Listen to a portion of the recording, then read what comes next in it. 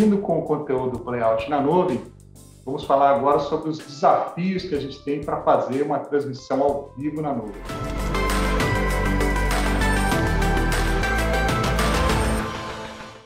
O próximo passo seria, ou comparar a qualidade, ou fazer o mesmo teste, pegar aquele fluxo de vídeo que a gente estava transportando no 2110 via UDP e agora transportá-lo via SDR. E aqui eu acho que, Calvila, você concorda comigo, que no gráfico aqui acima a gente vê uma estabilidade muito boa do fluxo, né? A gente tem oscilações aqui que são inerentes à própria taxa de bits por segundo do vídeo, né? Mas a gente chega do ponto A a ponto B sem nenhum tipo de drop, né? Então, você consegue, usando esse multicaminho aqui dos flows, você consegue uma confiabilidade da entrega do conteúdo. Enquanto isso, né, no UDP, tem aqueles clássicos drops ali. Isso não quer dizer que nunca vai ter uma perda de pacote nesse meio, tá? Mas quer dizer que quando você tiver qualquer tipo de interrupção no fluxo, o SDR, ele vai cuidar da retransmissão desse conjunto de bits, né, desse conjunto de frames, para a gente ter uma transmissão contínua e para sempre, né? Em TV tem que ser para sempre, tem que ser algo analisado através do tempo e garantindo que você não vai ter late frames, que você não vai ter perda de informação, você não vai ter pixelação, né? Isso tudo é muito importante numa distribuição de vídeo. Agora, o próximo desafio seria, agora que eu tenho o SDR para transportar vídeo, como é que eu coloco isso disponível para Evertz, né, para MAD, para cada um dos vendors de playout, para eles trabalharem essa tecnologia e possibilitar a comunicação entre um ponto A e o ponto B de forma confiável. Para isso, a gente desenvolveu o CDI, que é o Cloud Digital Interface. O CDI, ele tem esse papel de criar essa interface similar ao 2110, né?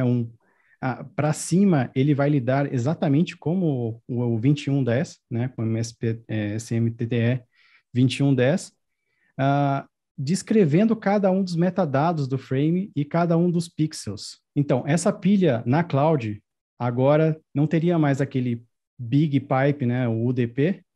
A gente tem o SRD controlando a transmissão e utilizando o CDI para fazer a manipulação e transmitir o frame de um ponto A para o ponto B, de forma confiável e garantindo a transmissão dos frames, sempre usando esse buffer de até 16,6 milissegundos. O CDI, ele vai trabalhar com vídeo, como ele trabalha, né, com vídeo sem compressão, ele também vai permitir você acessar os pixels. Então, por exemplo, se você precisar fazer uma correção de cores, uma renderização de um gráfico, um tipo de overlay, ou até mesmo colocar metadado, né, metadado para inserção comercial ou closed caption, você tem acesso a essa informação. E tudo isso sem a necessidade de descomprimir e comprimir o frame, né, como ele está lidando sempre com vídeo RAW.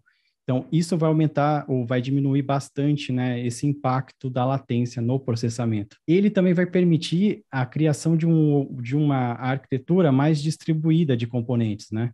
Então, classicamente, lá o playout tem o ponto de ingest, a criação, né, do playout, né, do playlist mesmo, o assembling desse canal e depois, por final, a parte que faz o streaming, né, daquele conteúdo.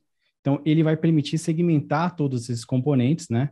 E até mesmo o streaming você pode quebrar em algumas partes, porque o CDI, ele vai colar todas essas partes e vai permitir a transmissão de um ponto a outro, né? Você consegue manipular melhor esses bits. Importante analisar o resultado disso tudo. Importante olhar agora, né? Comparar os tempos do que a gente tinha anteriormente e até comparar a arquitetura que a gente tinha anteriormente de uma forma clássica a uma arquitetura agora utilizando o CDI. Então, aqui a gente vai analisar essa parte específica, tá? A ideia é, subimos o vídeo aqui para a cloud, utilizando o encoder, né? Aqui o protocolo é o JPEG XS, essa transmissão aqui, porque ele faz essa transmissão em formato de vídeo não comprimido. A ideia é subir para a cloud, processar no CDI, né? Conseguir manipular esses frames e aqui num fluxo de monitoramento, voltar para o ambiente on-premise. e aí mensurar o tempo que leva para isso. E aqui, como você pode observar, né, nesse gráfico, a gente tirou um screenshot, ele conseguiu subir o vídeo, processar o vídeo na cloud, passar pelo CDI e voltar em apenas 6 frames, que dá aproximadamente 99 milissegundos. Essa arquitetura, né, que ela vem com a Fox, ela antes tomava 3 segundos para ser processada. Então, é uma otimização significativa. Então, além da precisão, você tem agora uma precisão, uma confiabilidade do fluxo, tá? E aí, se a gente explorar um pouquinho melhor essa arquitetura aqui, né, olhar todos os detalhes, o que isso vai permitir, primeiro, a gente sobe esse conteúdo, né, consegue manipular ele completamente aqui na cloud através do CDI. Depois a gente passa ele pelos elementos de playout. Você consegue agregar aqui o fluxo de multiview, retorna para on-premise, né, retorna esse sinal para fazer todo o trabalho de comutação de sinais, eleger qual que é a câmera correta, fazer aquela comutação que a gente disse que é muito crítica, né, entre o gravado e o ao vivo, né, você tem uma confiabilidade dessa comutação, justamente pela latência ser baixa, né, ter esse fluxo aqui em torno de 99 milissegundos, e aí você trabalha todo o fluxo de distribuição do conteúdo. A gente utiliza o elemento Media Live para gerar o StatMux e a transmissão do fluxo de vídeo, né? Então, o que vai fazer o StatMux é combinar diversos canais, se tem mais de um canal sendo gerado, e o StatMux vai ter o trabalho de olhar o canal 1 e o canal 2, olhar qual que é a complexidade de bits naquele momento, né? Qual que é a variação do VBR, e alocar o tamanho necessário para aquele canal, né? Vamos gerar o MPTS, né? Esse conjunto de canais, e devolver para on-premise numa latência bem menor do que a gente tinha antes, né? Agora uma latência que realmente possibilita um evento ao vivo. Interessante, Osmar. Acho que você descreveu bastante aí, né, as etapas todas que compõem, né, os processos dentro dessa arquitetura para chegar numa melhoria, num resultado esperado para ter a confiabilidade de usar numa produção, né, numa transmissão ao vivo. Osmar, para a gente finalizar o nosso bate-papo aqui, qual que é a sua visão de futuro dessas arquiteturas, da evolução para o vídeo ao vivo? O que você pode comentar conosco? Perfeito, Calvila.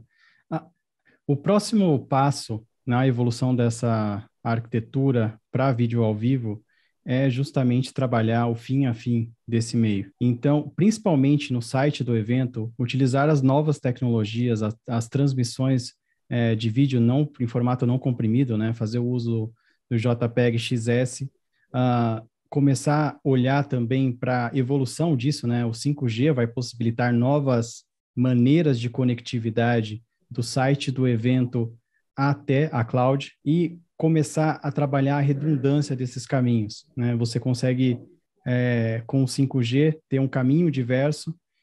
Além disso, você consegue utilizar protocolos de maior agilidade, trabalhar o vídeo em RAW mesmo, em formato RAW, e mandar fazer a contribuição dele através de um caminho dedicado para a cloud. E aí você pode trabalhar os conceitos de switcher, de audio mixer, totalmente segmentados, né? Que agora o CDI vai permitir segmentar esses componentes, igual a gente tinha de forma clássica no Redente. E aí o objetivo é atingir fluxos com latências menores do que 100 milissegundos, né? Para um conteúdo convencional seria o objetivo, 100 milissegundos. E para um conteúdo de extrema baixa latência, né? A gente pode citar o caso de esportes, trabalhar com tempos de até 10 milissegundos para chegar no end-to-end. Muito bom. Acho que aí realmente eleva aí o padrão da solução para ficar muito similar ao que a gente pode fazer on-premise atualmente, né? Osmar, muito interessante esse conteúdo que você compartilhou. Acho que um material muito rico. Obrigado por ter participado com a gente aqui. Obrigado, Calvila, pela parceria e a Set Experience por a oportunidade de apresentar esses cases. Continue assistindo os conteúdos interessantes aqui do Set Academy. Até a próxima.